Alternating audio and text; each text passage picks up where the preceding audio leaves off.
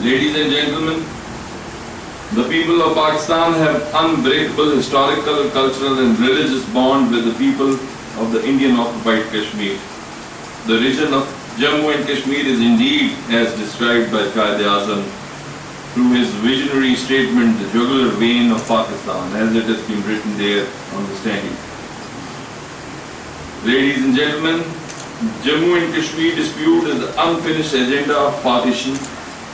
The Maharaja Indo-British nexus at the time of independence deprived the Muslim majority areas, which included Kashmir region, from joining Pakistan and led to the occupation of Indian forces on the almost two-thirds of the Jammu and Kashmir. The brave people of Kashmir rose against the occupied forces and started their historic struggle for the right of self-determination, which continues till today. And their love for Pakistan, I can assure you, cannot be matched.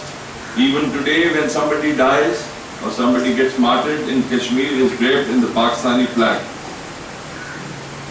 That's an honor that they still have, and that's a love that they still have for this country.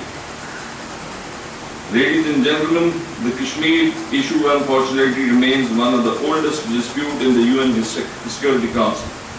The decision taken by the UN Security Council to hold a plebiscite in Kashmir has never been realized to the ill intent of India.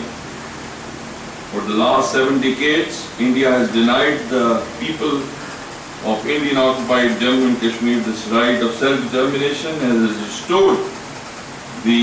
resorted to the vicious use of force against the unarmed civilian population.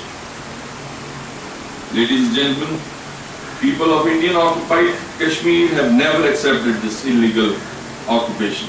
All Indian brutalities have failed to deter the people of Indian illegally occupied Jammu and Kashmir from their rightful cause for the freedom from Indian subjugation.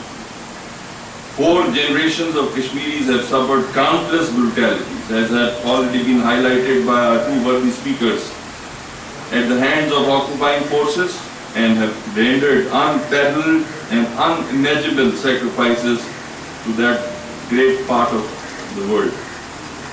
Statistically speaking, the last 32 years have witnessed over 95,000 martyrdoms of innocent Kashmiris, including more than 7,000 in custody, 10,000 women raped, and over 1,10,000 children orphaned.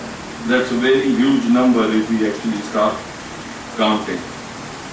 The universal principle of humanity, liberty, justice and equality are being mocked by the so-called largest democracy named India. Ladies and gentlemen, the brutal use of pellet guns, which started a few years back by the Indian occupation forces against the defenseless young Kashmiris, is the worst form of oppression tactics used by any occupation forces in the history of the mankind. More than 1,000 have sustained severe eye injuries due to the pellet shots by the Indian occupation forces, while at least 150, including women and children, are now permanently blind. Even this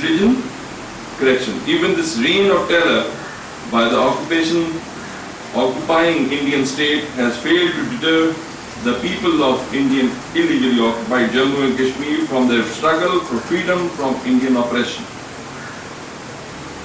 Ladies and gentlemen, India has lost permanently and irretrievably the hearts and the minds of the people of Indian occupied Jammu and Kashmir. It is high time that India should read the writing on the wall and implement the pending UN Security Council resolutions on Jammu and Kashmir for amicable resolution of the long outstanding dispute, which is the only peaceful, plausible and logical solution to the Kashmiri people. Ladies and gentlemen, let there be no doubt, Pakistan will never back out from their just support to the people of Kashmir and their cause to the right of self-determination and freedom from Indian occupation. We salute the people of Indian illegally occupied Jammu and Kashmir for their courage in braving the Indian oppression and our support will continue till the realization of the cherished dream for freedom of millions of Kashmiri people from the draconian Indian occupation.